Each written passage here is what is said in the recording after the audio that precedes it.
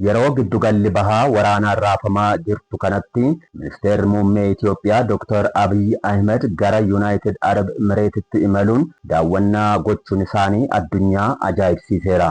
Namni kamiyyuu dhaquu kan hin feenee fi yeroo ammaa kanas waraanaan marfamtee kan jirtu giddugala bahaatti argamanii daawwannaa gochuun ministeera muummee Dr. Abiy Ahmed addunyaa kan ajaa'ibsiise ta'uu miidiyaaleen addunyaa garaagaraa ibsaniiru.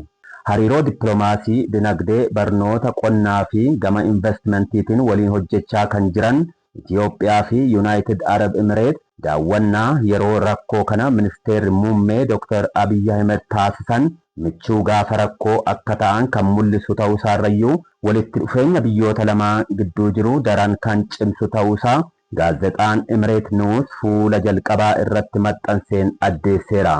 Walitti dhufeenyi Itoophiyaa fi United Arab Emirates akka lakkoofsa warra Awurooppaatti bara 2010 irraa akka eegalee fi bara 2018 akka warra Awurooppaatti erga ministeerri muummee Dr. Abiy Ahmed gara aangootti dhufanii booda gara michummaatti ol guddachuusaas ragaaleen jiran ni mul'isu.